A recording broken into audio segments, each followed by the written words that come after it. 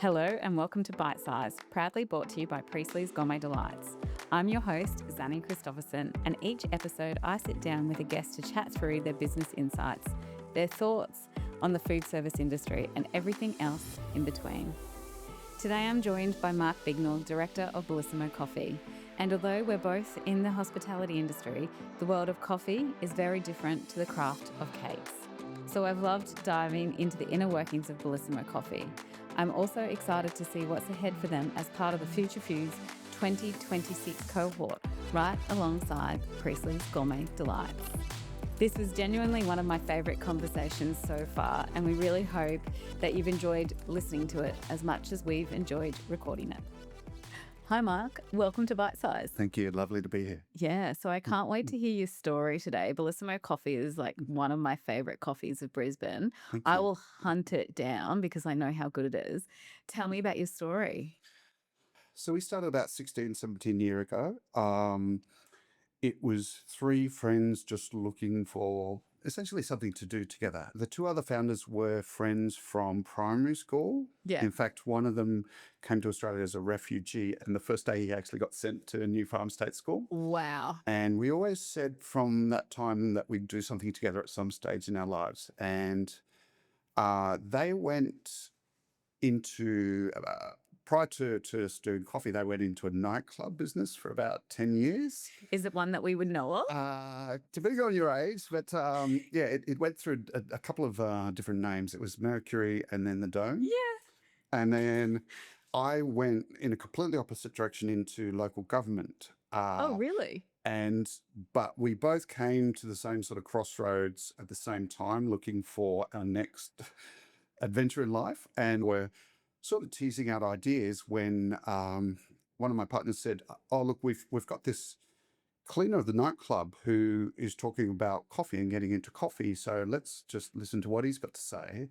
And he was an ex-coffee roaster out of Melbourne. Ran a family business there with his father, won a number of awards, and said, "You should look at coffee roasting." And then went, "Okay, what do we need to do to get started?" So we bought the roaster he wanted, we bought all the beans he wanted, signed a lease for our first place in Wandie Street in Fortitude Valley, set it up, got everything installed, and then he just up and left and walked away. And he said, "Look, I'm a master roaster. I've come from the Melbourne family. It's all my IP, my recipes. It's all my secret sort of sauce." And basically left us. And between the three of us, we knew next to nothing about coffee, couldn't make a coffee, couldn't roast a coffee, couldn't tell you, where a coffee was from. So ironically, that was the best thing that could have happened to us, because it forced us to learn and understand and appreciate the craft. Yeah. This tastes okay. Is it the best? What we can do? We're relying on him. What's going to happen? So, yeah. So we did it based on just three friends wanting to have some sort of business together, and coffee just seemed like much less headaches than a nightclub in those days and possibly these days, and just something we could learn on the run and Amazing. get our heads around. So have you always been passionate about coffee? Like, are you a big coffee drinker? I am now. Yeah. Again, ironically, when I was in local government, it was just instant coffee that you'd have just because that was what was served. So it's certainly been a journey, and I guess for that reason we never profess that we're experts of the trade. It's such a complex and sophisticated, I guess, material when you talk about coffee. And I've heard the quoted that wine has 300 to 400 chemical compounds. Coffee has over 700 and counting. They're still discovering. Oh, wow. So coffee is one of those things you never stop learning and understanding, and it's evolving in terms of particularly ways it can be grown to better enhance the flavors, ways that it's processed post-harvest to highlight nuances of the coffee or different flavors that you can add to influence it. So it's a fascinating journey, and we love that learning, and we love the challenge of staying fresh and relevant in the game. Yeah, amazing. And we were just chatting before the podcast started that you just, you do it's called cupping, isn't it?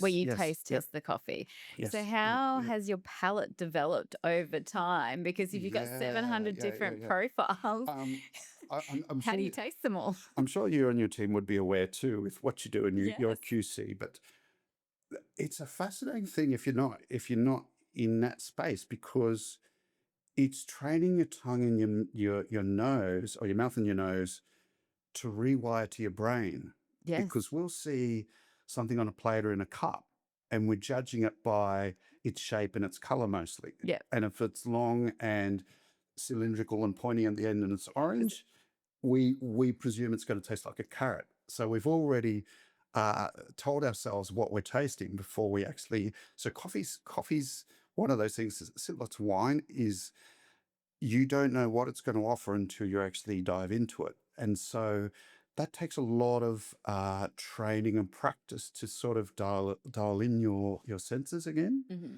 and then be able to calibrate that with other, say, cuppers or judges, so that your valuation on a coffee can determine, one, what you wish to use that coffee for, either in a blend or an offering as a single origin coffee, and also determine the value that you're prepared to pay a farmer ultimately for Yeah.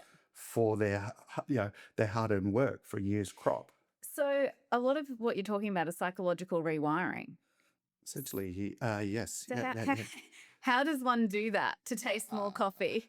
It's there's what they call a Q grader course that you can do, and it's a series of tests, and I think it's one of the toughest exams I've ever done, Yeah. because you you're tasting uh, flavor elements, you're tasting sweet, salty, sour, you're tasting defects in a cup, you're almost determining the origins of a Yeah. coffee, and you're grading coffees, and you've got to score very objectively. You've got to be very strict in your assessment. Yeah. So it's a tricky process, but it's also one that I think is a labor of love, because again, you can be surprised and delighted by any coffee from any origin, and really find something unique or nuanced about it when you're least expecting it. Yeah. I remember they put me through taste testing at Priestley's, and you have 9 different cups of water, Yes, salty, yes, yes, yes, yes, yes, yes, citric. Yeah. yes, yeah, I'm very grateful that I passed because I yes, don't think yes. I'd have my job No, covered. no, no, no. We But did it's it quite too. amazing how many Yes, people yes, do fail that. absolutely. Yep. Mm. Yeah, but fascinating. And so then what's your favorite cup of coffee? I don't.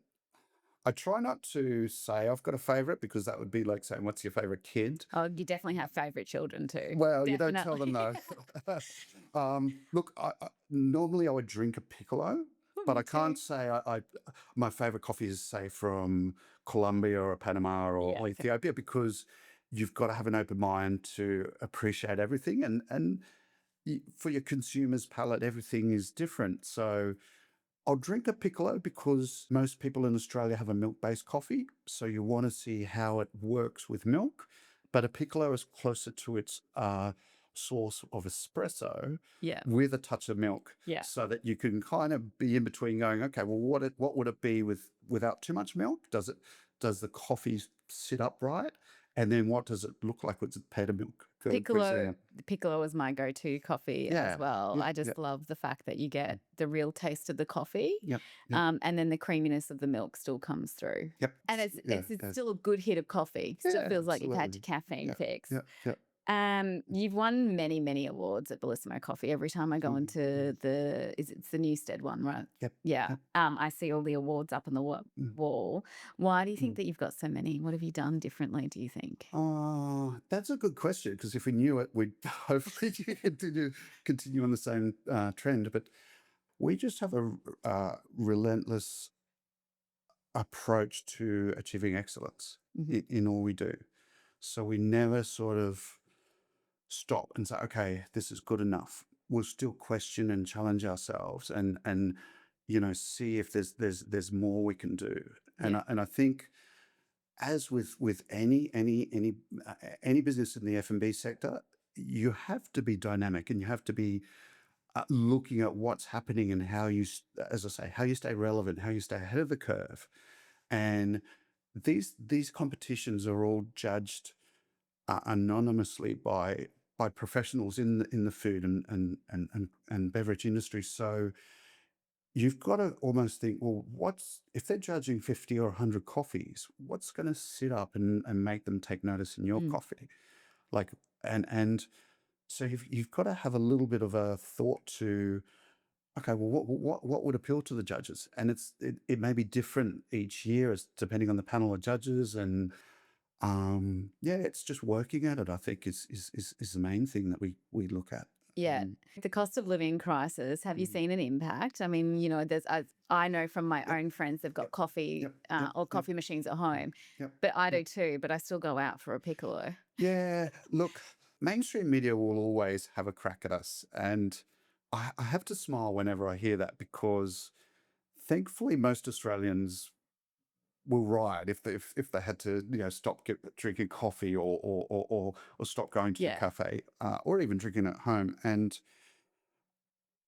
absolutely, everyone is doing it tough. And we do see that there can be a little bit of a trend for people looking to drink at home. Yeah. I think also what you do see in cafes is people maybe instead of going out for a coffee and a full breakfast, they might have a coffee and a banana bread or coffee and a muffin. So, Yeah. but the beauty, I think, of what we offer in a cafe it's not just a consumable product at a price point. It's an experience, it's a connection to Yeah. family, friends, something that it's that little treat for yourself, right? Yeah. So people, even when we had COVID and we thought, okay, we're doomed, all the rolling closures, we're all going to stop. We turned our roasters off for the first time in 16 years and said, okay, no point roasting coffee and have it fresh and sitting there if everyone has to close. But thankfully, the government had the idea that we could be somewhat of an emergency service to remain open, Yeah. us in the bottle shops. Yeah. And we were just incredibly grateful for the support and the connection with the community still that we could stay open, do our social distancing and still serve people. And I think what we realized and we've come to realize throughout the whole time of business is, yeah, what you offer is something more intrinsic and even intangible for people. It's a sense of calm if you're coming into a cafe. As I say, it's a sense of connection. Um, I like to tell our team that we're probably one of the last bastions of authentic, genuine service. There's not too many places you can go to and someone will say, "Morning, Xanny, how are you? Yeah. Just your usual piccolo today. Yeah. How's your weekend? How was your holiday? Yeah. How's the kids? How'd they go on the weekend sport?" So we don't get that too often, right? It might be a hairdresser, not really a bank manager because they're, I they're don't just even know telling how. you when the Yeah. interest rates go up. Exactly. So when times are tough for consumers, times are tough for business owners and mum and dad cafe operators. We feel that at both ends. I think what we've just got to do is continue to have that meaningful connection and offer an experience in people's Mm. lives that they value. I really connect Mm, with your word about mm, experiences because I think about, consumers and cakes, right? It's yes, always yes, you're yes, going out mm, for a moment, an yes, indulgent yes. either a me time Yep, moment yep. or a Mm, moment that you're sharing with someone, and it's yeah, that yeah. moment of connectedness. Mm, And I mm, think as well as we play in the spaces where you can go out and still spend mm. $15 if it's cake and coffee Yes, yes, or yes. $6 if it's a coffee, and Mm. still get that experience of being out and Yes, connecting with your yes. community, which I think is so Yeah. important in these days and Oh, age. absolutely. And you're spot on because I say it again to our team is we live in this digital age and work from home and just zoom in for one or two meetings during the day or whatever they do. But if we can acknowledge them and have that personal connection, then there's meaning in that, and there's something, as you say, it's sanity, it's catching up because you haven't seen a girlfriend in months, and you're checking in with them.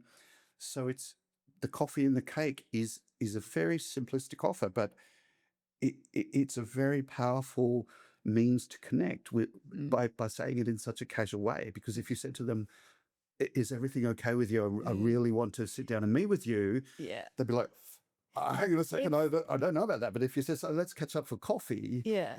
you can, sure. Well, and it's a check-in, right? It instantly relaxes the moment. Yep. Which is really interesting to think about.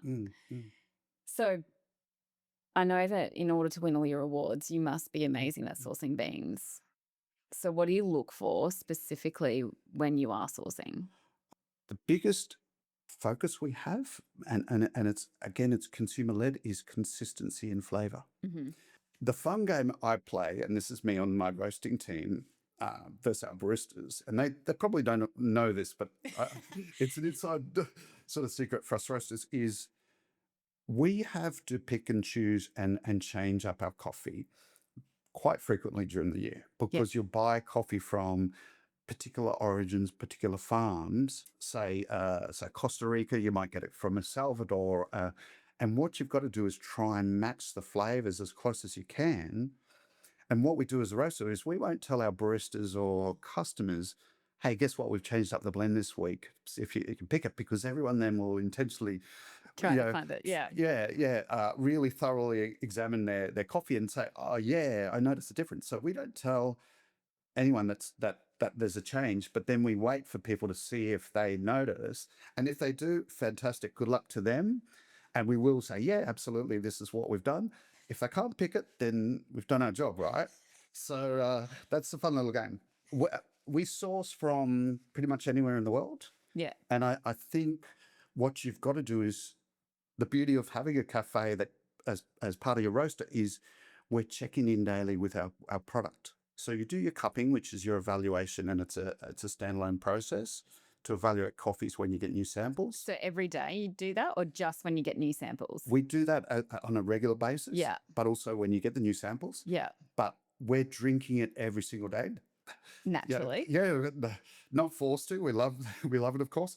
But you do that so that you're knowing what the experience of the customer is. Yeah. And the funny thing I do is, whenever I have a meeting with someone at our cafe, I switch from drinking what I drink to what they order. So if you come in and you're a long black drinker, I'm ordering 2 long blacks for us, because I'm wanting to sense what you're drinking that time. I love that, because it's very similar to what we do. So every time we manufacture our products on every single day, we have taste testing at 10:30 in the morning, where we taste test every single product that we've made for the day. Yeah, brilliant. Just to make sure from a quality perspective that what the consumer is getting is up to our expectations. Yeah, so fascinating that you do it. Yeah. Do you have guest taste testers that come in? Because I'd love to volunteer and sign up. Everyone says it. And then you start taste testing for weeks on end, and you put on a few kilos, and then you decide I'll happily walk to your factory, and I'm sure we'll work it out. We'd absolutely love to have you to take you through it, especially with your palate. It would be exceptional. In your opinion, what makes coffee truly exceptional? Look, I think it's the love and the care that you put into it. And as I say, the farmers have the hardest job in the whole industry. And sadly, they probably get paid the least. Farmers, and particularly their workers.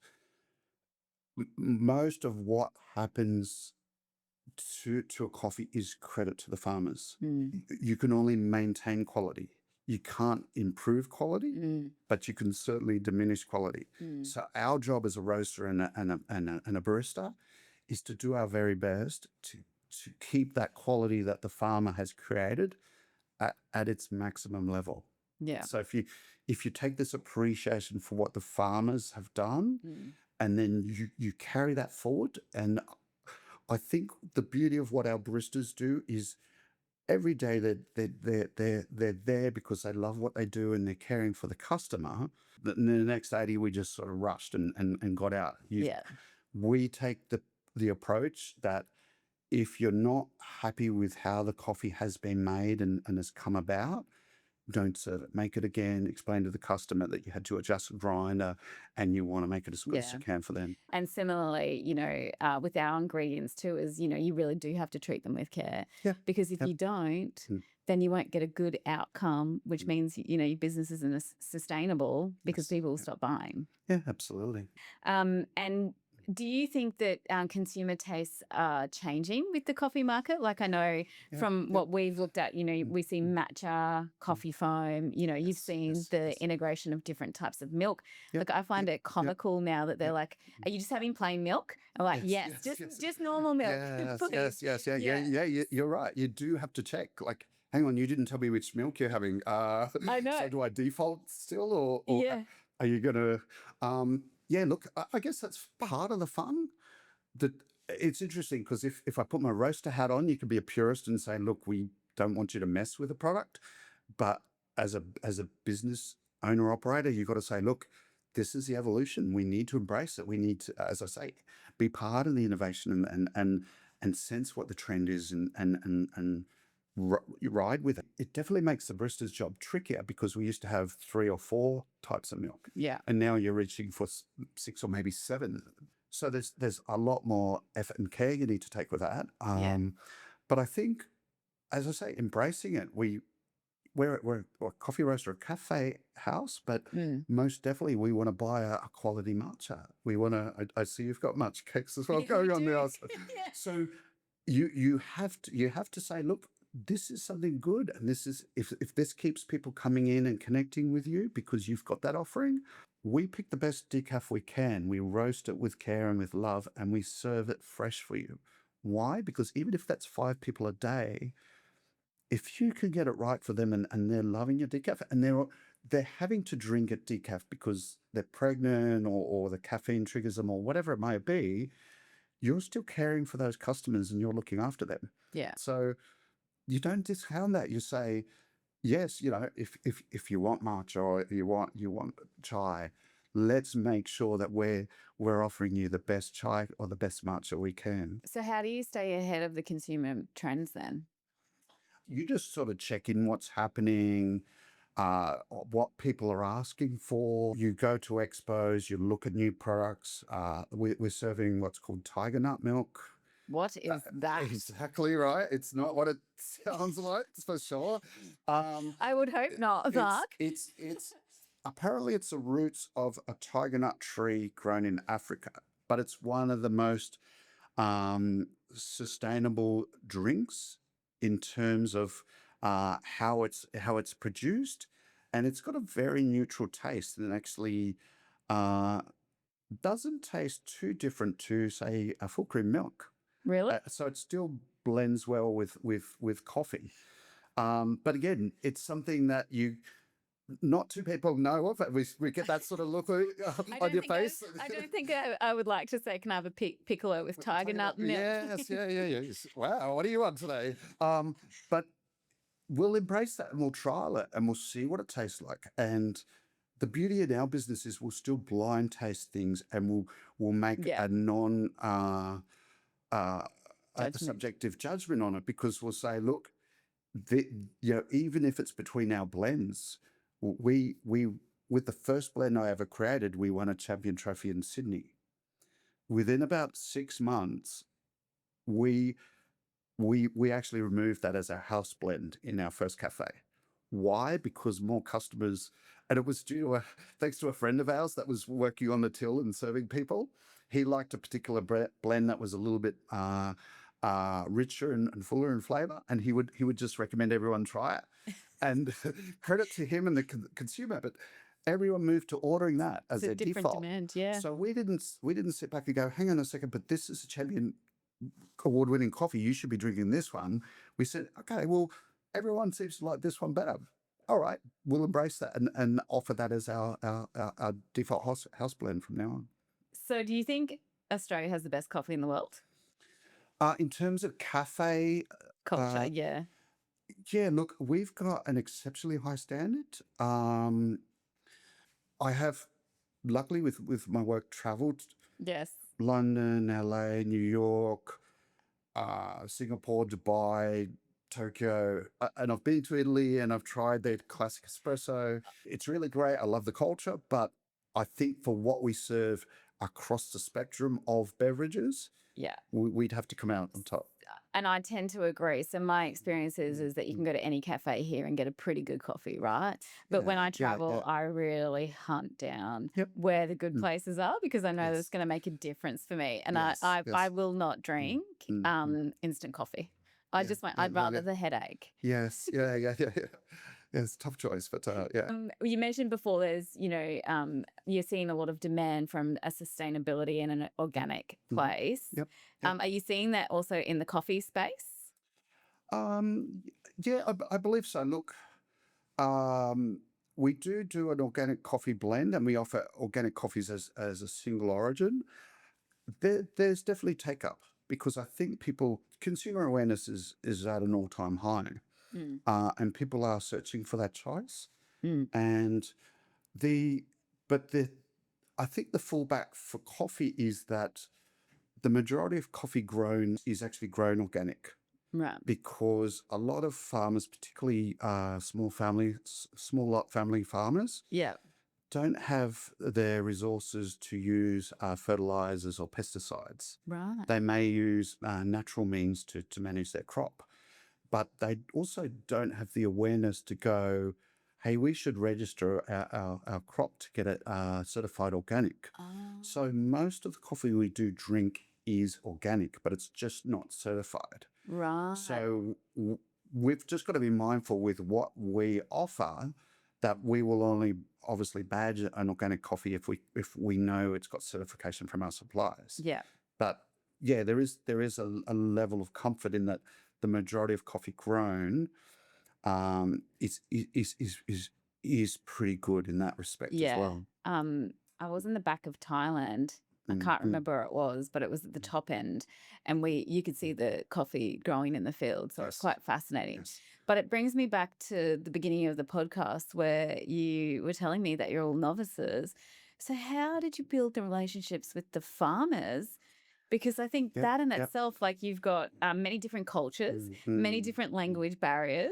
Like I'm just thinking about it. Absolutely. I think, well, how it works in the industry is when you're small, you don't make those connections with the farmers because essentially if you're making a connection with the farmer, you're either air freighting small lots of very high premium specialty coffee, which is ultra expensive, or if you're buying for your blends, depending on the volume of your output, you're purchasing by container, which is about 18 tonne of coffee, which is a substantial amount to buy in one lot. So when you start small, you're mostly relying on major coffee importers in Sydney and Melbourne. Right. And then therefore what you're trying to do with them is push for the information of where this is sourced. Can you give me the details on the farm, where it's grown? Okay. And all the background on the farm, the process, the varietals of the coffee that's in that particular lot as well.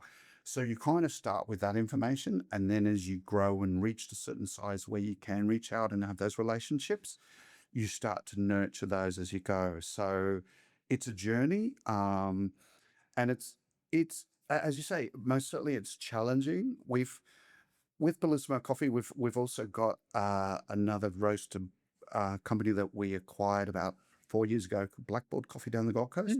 Yeah, I've heard of it. Our general manager there is amazing. He's one of the incredible minds in coffee and hearts in coffee. He's Brazilian by birth and journeyed across to Australia after he grew up, and he's great for those connections. And in fact, he's partnering with farms in a number of countries around the world to actually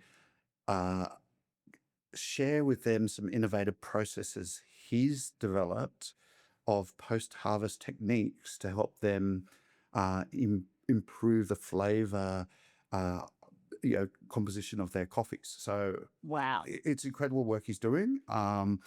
And through that, we're making these really special, meaningful connections with farmers. The real value in that relationship is, look, we'll stick it out with you. We'll buy as much as we can. Let's negotiate a fair price, And let's really hope and pray you have a better year next year. So that Yeah. you It's that come in good. real partnership mentality, right? That, Absolutely. you Yep. don't leave when the Yep. going gets tough. You Yep. actually dig in Yep. and you support one another, because I think Yeah. that's where the Yep. magic happens in business. Yeah, absolutely. And brewed coffee prices hit an all-time high in the last 12 months. Yeah. That's crazy tough across the spectrum of what we do here, roasters to cafes, and I feel for everyone in that space. But at the same time, I say it's a good thing, because if we're not rewarding the farmers, and if they don't have a win, through time, because it's cyclical, a lot of them are actually walking away from their farms and abandoning their crops. They're just That's giving up, right. or they're switching from coffee to another crop, and moving away from the industry. And when that happens en masse, then there's a shortage and the prices go up, and then we're stuck again. So everything's got to be in balance, and the price of a cup of coffee, particularly in Australia, is massively undervalued for the time and effort and the care that's taken in that, and the quality that we offer. And this is across all cafes and roasters. We get it at such a low price. And when you look at a beer or a cocktail and what we pay for those, and sometimes it's just pulling a tap, or Yeah. opening a can. Yeah. Coffee's massively undervalued for what it is. Yeah, and I think coffee is hugely technical as well, because it has to be, you've got to get your milk at the right temperature. Yep. Your Yep. coffee beans have to be ground at the right Yep. ground, Yep. even tamped properly. Like, I mean, Yep. I'm not good at being a barista by any stretch of the I'm not imagination, great but either, I just think yes. about what I observe when I go to a cafe to have a coffee. Yep. Yep. And there's an incredible skill that goes behind the scenes. So I completely understand, especially when you're paying, I think, what is it, $5 something for a piccolo these days? Yeah. I was in Europe last year, and I was paying €5. Yes. We were in Dubai, and there were coffees for $20. And if you would have to go back in time about 15, 20 years in Australia to where that quality sat. Yes. Now in Dubai, for that sort of expense in a nice hotel. It's incredible. Did you drink the coffee? Was it drinkable? We were there actually to try and do some business. So it was a 5-star hotel. Yeah. The F&B director was a French gentleman from a Michelin-style restaurant, and he admitted they knew the coffee was woeful, but they were still charging. And even their case of pastries were $30-$40 a piece. So it was mind blowing what their guests were accepting. But I do think the Australian consumer now has more knowledge than ever on coffee. Yeah, absolutely. And you got to say, for a $5 or even a $6, let's say $7 beverage, what else is there that people put such emotional investment in that's going to spoil your day if they don't get it right? So you just got to beg the question, like, how do we appreciate it more to help not just the mum and dad cafe hold their staff and look after them as well as they can, but to pass it back to the farmers to make sure they're looking after their families and their workers. Yeah, it really has to be, sustainable business, and it's, give and take along the way. And I think being transparent really helps that process too. Absolutely, yeah. How do you build your brand? It's such a saturated market over in Australia, in particular. Yes. Yeah. How do you go about building the Bellissimo brand? What's your strategy? We do probably. We must admit we're probably one of the worst marketers of a brand for any company, because we do very, very little with our brand apart from social media and just what we have to do to have a website operate. What we do is on the product, but the Australian psyche is, if you're big and you're everywhere, how can you be about quality, right? Yeah. So we take a different approach in that probably 90% of the cafes we supply our coffee to, we don't actually extend the brand to them. It doesn't matter what's written on the outside of the cup. It's actually what's inside that people are going to return and come back for. So you can have a Bellissimo coffee cup, but if we're not giving you the best quality beans and we're not training you and supporting your team to make it as well as they can, it doesn't matter. People aren't going to go, yeah, but it's Bellissimo because it says it on the cup. I'm going back every day if they're not happy with it. So it's an exercise of learning what a brand is. our brand isn't just the name or the logo. That's what we'll say to the cafe owner, but we also believe that for the customer, right? Mm. Doesn't matter where you come and have our coffee, and even the cafes we own, only about a quarter of them are Bellissimo branded. We've got Yeah. partner cafes with other investors or operating partners. They're not Bellissimo because it's a different venue from what our core business is, and we let that have a new name and a unique offering Yeah. because it may be in a different space. And so we don't fool ourselves that the brand is bigger than it is, because we're still a small local Brisbane business. Yeah. What we do aspire to always is upholding the quality and making sure our service meets that same Yeah. standard of excellence. So you're in a very unique situation because you've got manufacturing effectively because you're making the beans. Yeah. You've got cafes because Yeah. you've got your shop fronts that sell your coffee. Mm. Then you've got I'll call it a food service arm effectively where you're selling the coffee in. And then you've got training. Yes. Is there anything that I've forgotten there? And the technical support, because in most cases, we buy the coffee machine and the grinder and we loan it to the cafe. So if you need a service or your machine suddenly goes down, you're calling us at 5 a.m. or on a Sunday morning saying, hey, can you get out here quickly because we're not making any coffees and there's a lot of our customers waiting for us. When do you sleep then? Because that's like a massive. That's why we've got coffee. So it's sort of a self-supporting business. But absolutely, it's a lot, and therefore you've got this sense of responsibility that you can't turn the tap off and say, "Oh, sorry, we don't have coffee supply this week," because everyone is expecting you to continue to deliver day in, day out on what your offer is. And I think going back to the brand, the trick with the coffee is it's not like a can of Coke or it's not like a beer on a tap where you can't really screw that up. I've seen it happen. Unless the chiller's not working, or the Coke's been left out on the bench for an hour before it's served, or they shake it up or do whatever. But your margin for error is incredibly low, right?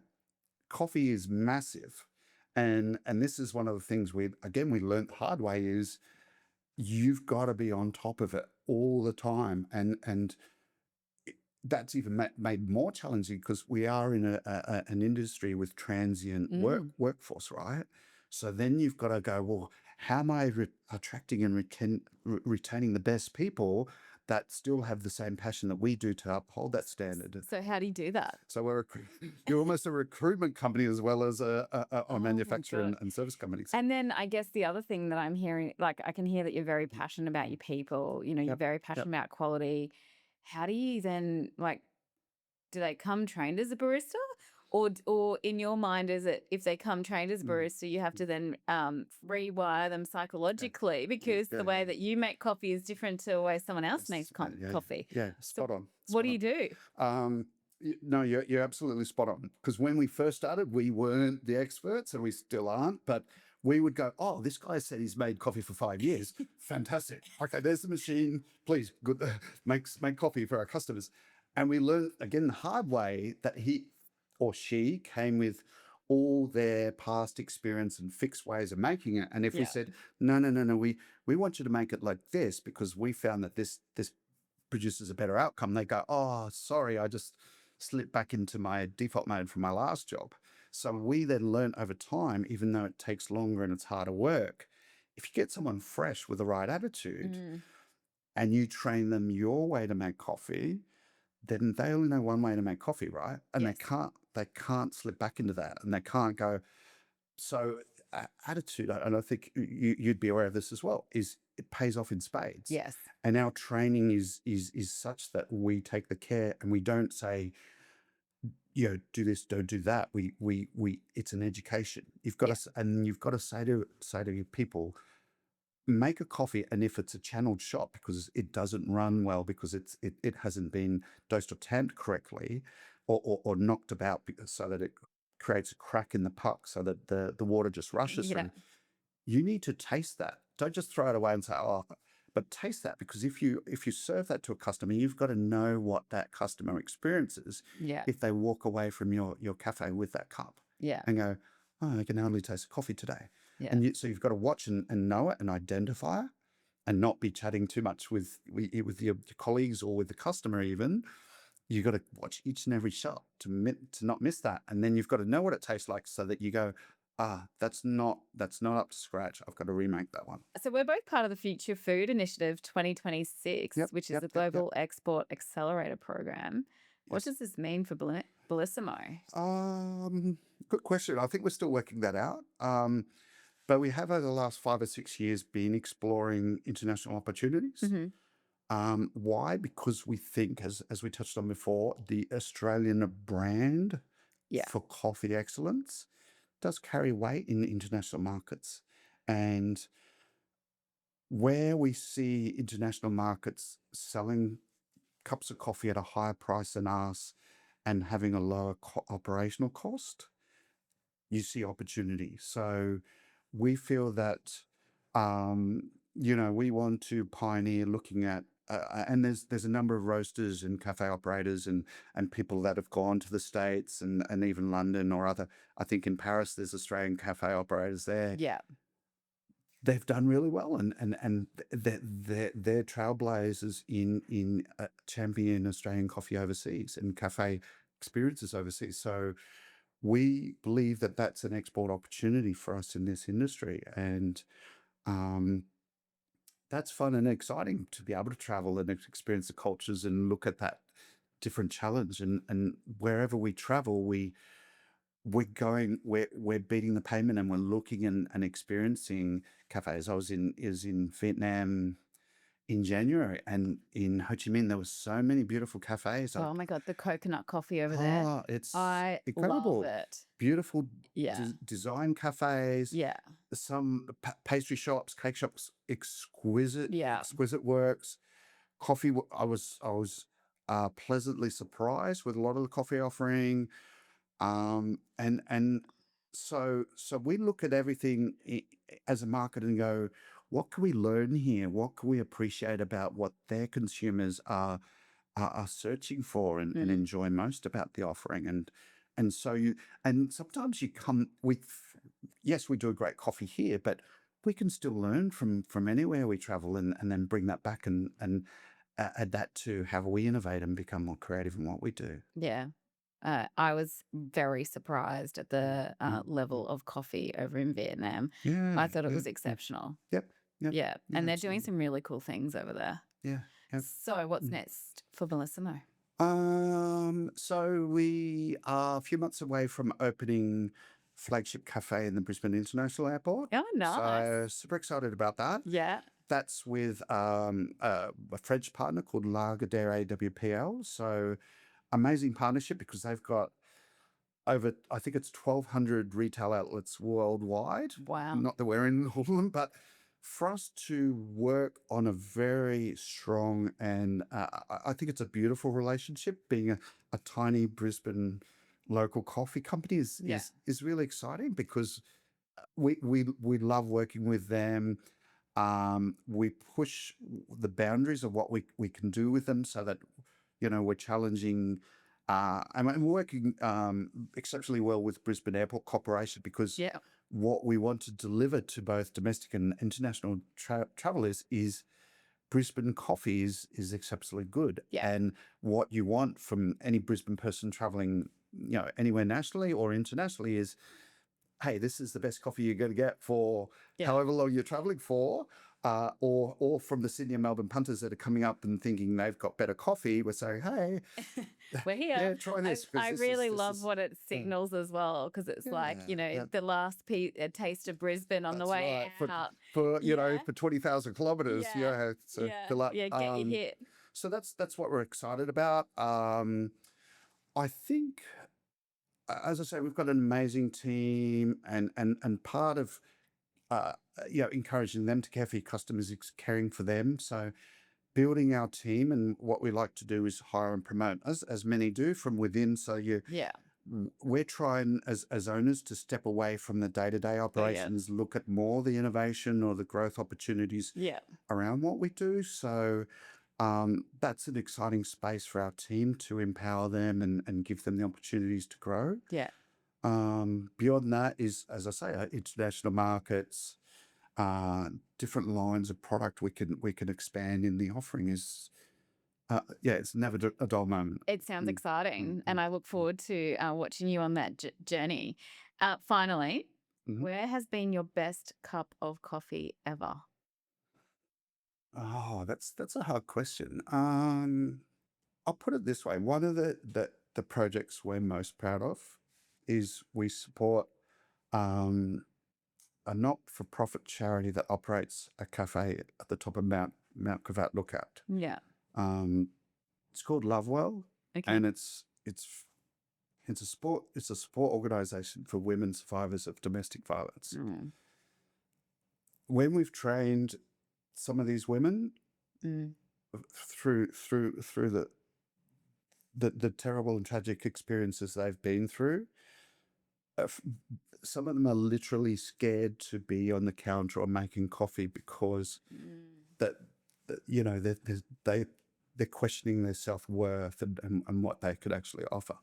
So for us to train and encourage them to become a barista and give them that skill and confidence to make coffee and serve and be proud of what they actually can do is probably one of the most satisfying things we do in our business. So when you see that and you go up and I don't announce when I'm there that I'm where I'm from. I just sit down as a customer. I go in, I take my daughter, and just to see these women, transform in that space is that makes that coffee probably one of the best and most worthwhile to have. I can imagine. What a beautiful story. And full credit to the organization and for the women and the men involved to support it. It's just one of the again the beautiful things you can do when you're in a business and you can connect with your community. So and as I say, what we do each and every day with our team is those connections we have with our customers is something meaningful, and it means you're making a difference in people's lives because you're checking in with them. You're offering that safe and comfortable place where they can feel part of a community and be recognized and feel human again. So that's I think part of the joys of Amazing. I need to go up there and taste the coffee then. Absolutely, please do. All right. It's beautiful. Yeah, amazing. Well, I have learned so much about coffee today. So thank you so much for the education. It's been amazing having you on our podcast, Bite Size. So thank you, Mark. Absolute pleasure, Xanny. Thank you. Beautiful. Thanks for joining us for this episode of Bite Size. We really appreciate all the support we've received. If you'd like to hear more incredible stories and amazing guests, make sure you subscribe on Apple Podcasts, Spotify, and YouTube. Bye.